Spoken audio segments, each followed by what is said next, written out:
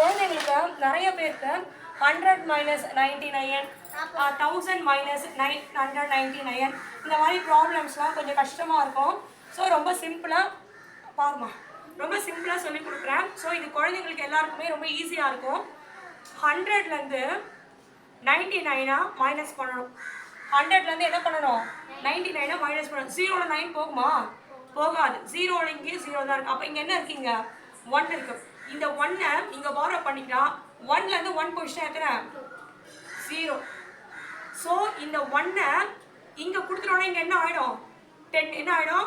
10. 10லேருந்து இங்கே 1 போயிடுச்சுன்னா என்ன ஆகிடும்? இங்கே 10 ஆகிடும். 10லேருந்து இங்கே 1 கொடுத்துட்டோன்னா மொத்தம் 10 இருக்கு. 10லேருந்து 1 போயிடுச்சா மிச்சம் எத்தனை? 5, 6, 7, 8, 9. அப்போ இந்த 9-ஐ இங்கே போட்டுடணும்.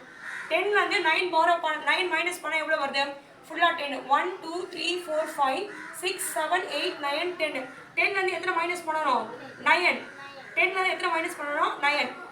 1, 2, 3, 4, 5, 6, 7, 8, 9 மைனஸ் பண்ணிட்டா மிச்சம் எத்தனை இருக்கீங்க? 1. அந்த 1-ஐ என்ன பண்ணோம்? இங்கே போட்டோம். 9லேருந்து 9 போயிடுச்சுன்னா எத்தனை? 1, 2, 3, 4, 5, 6, 7, 8, 9 இருக்கு. 9லேருந்து 9 போயிடுச்சுன்னா எவ்வளோ? 0. எத்தனை?